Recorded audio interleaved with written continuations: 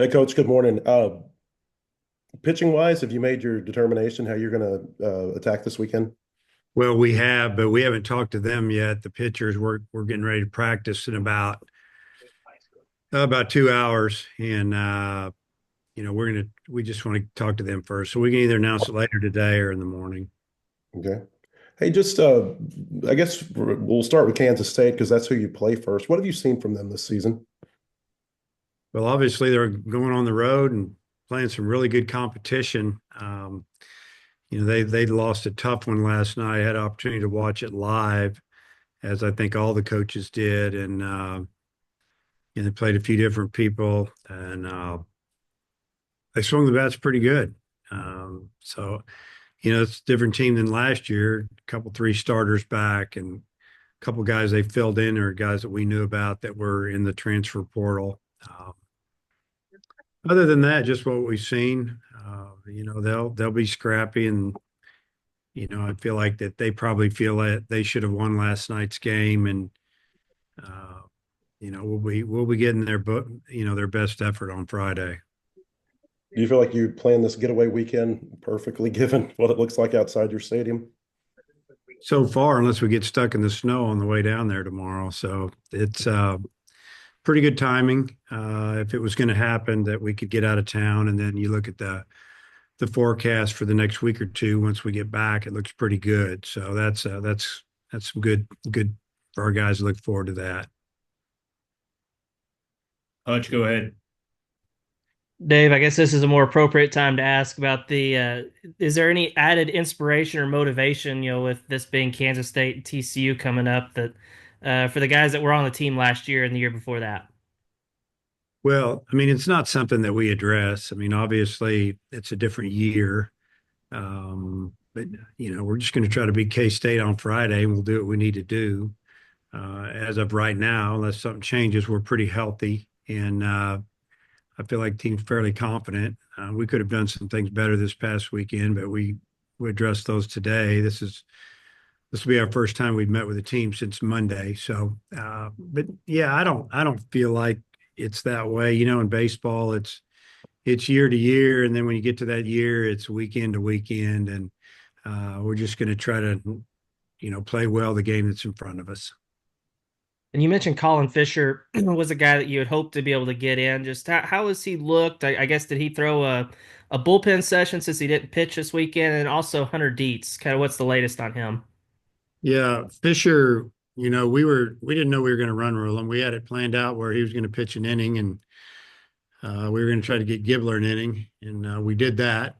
And or I think we gave him an inning, but yeah, we had him in the pen. He was going to actually throw the last out just to get him in the game, and at a minimum, and then it didn't happen. So uh, he's fine. Seems to be well on his way to recovering from his surgery, to the point where we feel like we could start him, use him in mid relief, or even finish the game. Um, as far as Hunter Deed, still coming back, not 100%.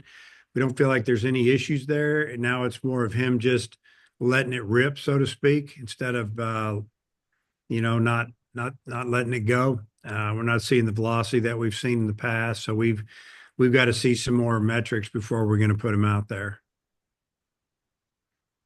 Dudley, go ahead. Yeah, obviously you had four pitchers go between 70 and 80 pitches last week. How does that bump up this week, regardless of which three you send out there to start? Yeah, I mean, if they're fortunate enough to get that far in the game, I would say 80, maybe a little bit more, but not much. Yeah, they all did a great job of giving us 5 innings, and, uh, makes it obviously difficult to figure out who not to start. But, when you start really looking at it, you probably just go with the guys that have had the most rest. Also, as you look back on Hagan's performance down there last year, just talk about that a little bit and how special that was. Yeah, it was set up pretty good with him not having a good opening day outing up here in the cold and the wind. And, I've said this many a time looking back, we should never have played that game on that Friday in those temperatures and the wind. And, but we did, and didn't go great for him. Short outing, Oregon State, really good team. Uh, indoors in his home state. It just all added up to him being electric, and he was. It'll be something that it'd be hard to duplicate that. I think he would have 18 strikeouts or 17, 18 strikeouts, and whatever innings that added up to. It was just an amazing, amazing performance. Just really fun to watch. Appreciate it. Jackson. Yeah, Dave. Just another injury question. Logan Maxwell, I know he didn't play in two of the games. How's he doing? And do you think he can maybe is he back to being ready to play in the outfield relatively soon? Yeah, I'll know more here in a little bit. I did get a message from our trainer today, Corey Wood, that he was good to go. So he said. So we'll run him today and put him through some tests, and it'd be nice to play him in the outfield at least a game this weekend. But we'll make that determination when we see him move today, and then again tomorrow, and maybe even discuss things with him on Friday morning if we're not 100% in by tomorrow after the workout. Gotcha. Two guys that struggled at the plate this weekend, Rocco and Nolan, and they had really good springs and falls when before Rocco got the injury. I mean, how do you kind of address when a guy has a really good preseason, it doesn't quite come the first weekend? I mean, is there a lot of talking about it, or do you try and just let them do their thing and not panic at all yet? Yeah, there's no panic at all, but there is definitely some discussions with them about their approach. And sometimes it's just the way it goes. The one at bat with Rocco that I wish we could get back was when he got a 3-1 pitch and he got jammed off the side armor, because that's not him at all. That's not his personality. He's going to let that barrel get to the ball pretty good there and not get beat, and he got beat. And Souza, just didn't make adjustment on changeup, wasn't seeing it, and he's done well.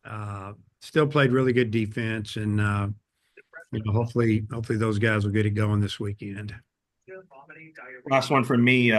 Tate, McGuire, Dylan Carter, two guys that pitched well this weekend. And I know Dylan went more than an inning. Are those guys that for now are going to be one appearance a weekend guys, or could they maybe be, getting Friday, Sunday action and being big parts of the bullpen in terms of one inning, multiple days, maybe?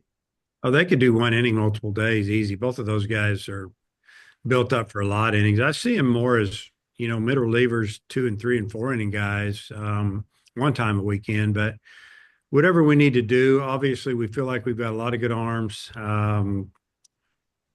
So I don't think we have to, double up too many guys early this season unless we were just trying to get them ready to do that in league play. But yeah, those guys, they can fit either of those roles you just mentioned. Sorry, I got one more. The whoever does leave the rotation this weekend, what role do you envision for them when they get to the bullpen? And is it maybe different for whoever does it, or do you think that it can be consistent between whoever is that guy that moves from starter to reliever? Yeah, I think you'd probably see him more towards the back of the game, although, it depends on what we've done, with our back of the game guys, because you've got two guys that are pretty good back there right now, and then you throw in another one. So I really think it depends on what kind of the game tells us to do. Do we need to bring in, one of these guys in the fifth, let them roll, until they hit a pitch count, or, if things are going well and then they get tight, we just use them in the eighth and the ninth. So it's a good problem to have that we're going to have that option this weekend. Thanks, Dave. Kevin, go ahead. Thanks, Coach. You talked about, and you just mentioned it, having two guys on the back end right there. I'm assuming that's Christian Fouch and Carson Wiggins. I know you like to use multiple closers. That's still the plan moving forward. Yeah, that'd be what I see so far. And you think about Wiggins the other day. I read something that said he threw 13 strikes out of 20 pitches, and they were all fastballs. But forgot to mention the 2 breaking balls that were strikes in the box that the umpire missed, and one of them would have ended the game.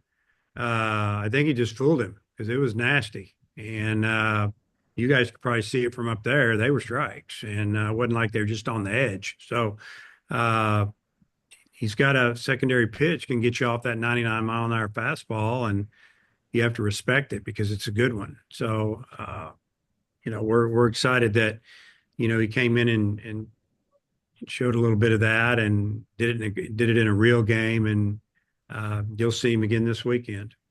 Thanks, Coach. Matt, back to you.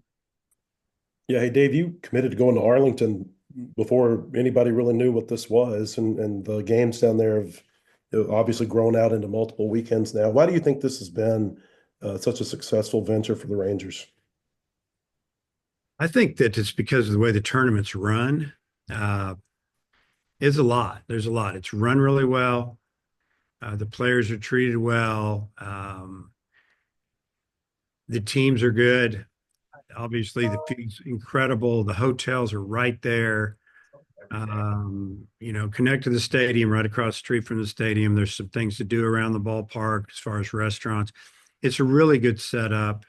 I mean, it starts with your practice on Thursday. I mean, you got a grounds crew that treats you good. A lot of times you get to these pro parks, these grounds crews, they're a little fussy and they don't really like what's going on, and you're tearing up their field and all that type of stuff. And you don't get that feeling here. And I've been in a lot of tournaments over the years, and it's just a little bit different feel. And then the fact that it's so good for us because of the location and 5.5 hours south. We have a lot of alumni in the Metroplex area, and then a lot of our fans from Arkansas or this area like to get away, and they can drive if they wish, fly, whatever. It just makes sense, honestly. You mentioned Cam Kozel the other day. I think you threw out a lot of positions that you might put him at. I think you might have even said catcher. I don't know if you were joking or not there. But realistically, if he were to get into the lineup and it wasn't at second base, what are the spots where he could compete? Well, he can he can play a lot of positions. Right now, obviously our third baseman's doing really well. But if there was an injury or needed a day off, he could go to third. We could put him at first, and we've worked him out there a little bit. So you start talking outfield, probably do that. And yeah, I've talked to Cam a couple of times. I think the latest was last week about you know catching, that something he might want to try because he's a left-handed hitter and he's very strong and physical. You saw what happened when the big boy ran into him the other day. It didn't even phase him. And it's you never know.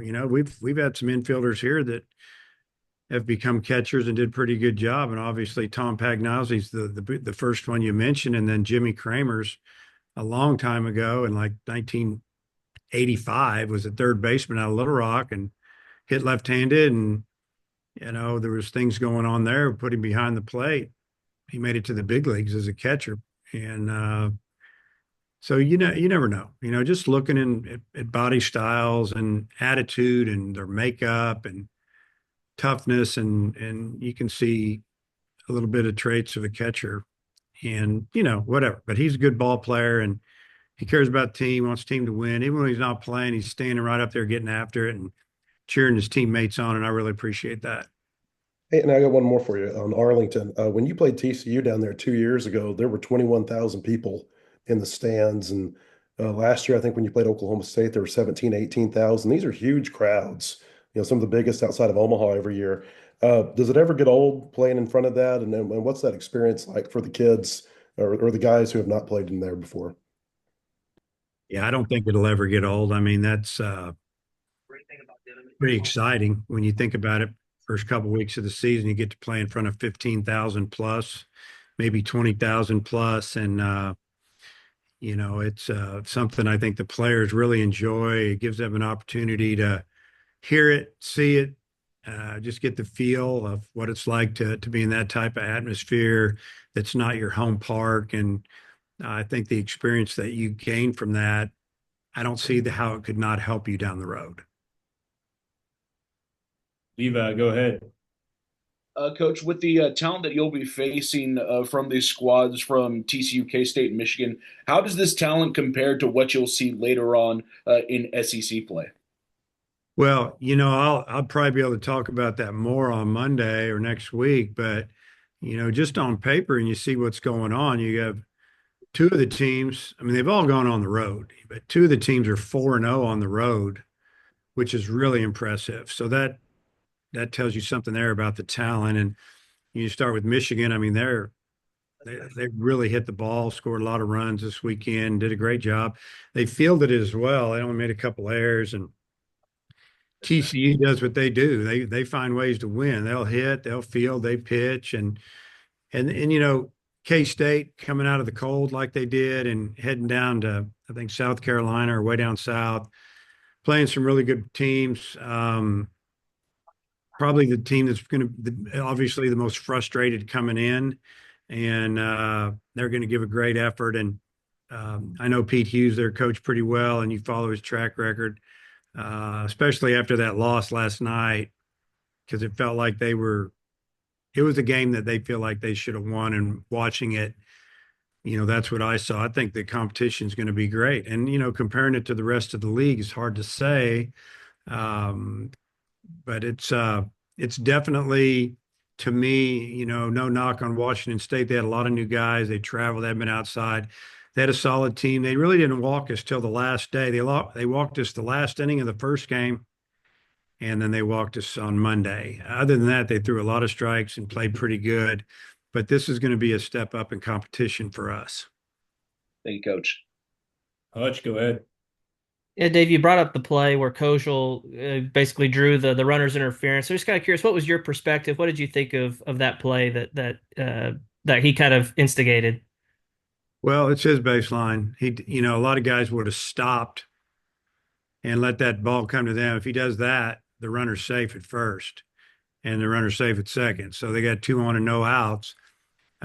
He saw the right-handed hitter was going to try to push it past our lefty, started coming in, and we've talked to our second basemen about it. That is your baseline, and you just go attack the ball. The runner has to get around you, and obviously he just stuck his nose right in there and kept going for the ball, and it worked out for us. I thought it was a really, really headsy baseball play.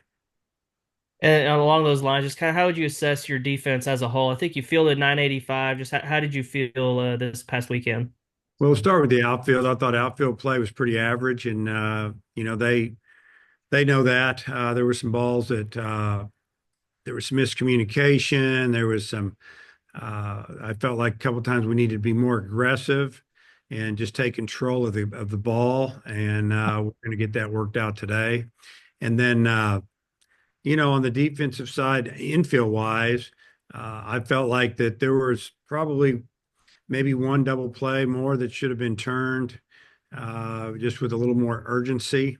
There was maybe another one that there wasn't a grip on the ball as much on the turn, but the third base play was outstanding. Short, same way. First base, we kicked one ball, it spun out of the first baseman's glove that, started a big inning for him to tie it and take the lead or whatever happened there, take the lead. And, other than that, there were some nice plays. I thought Kendall made a great play and right on that ball that was just smoked, and he got up on it and made a catch. And I think that was the lead off an inning. So I would grade us out pretty good. But me, I'm all about the defense. And if we keep pitching the way we did this weekend, we'll give up some offense to put defenders in there that are a little bit better. Matt, you got anything else? All right, Coach. Thanks for your time. Okay. See you in Arlington. See you guys.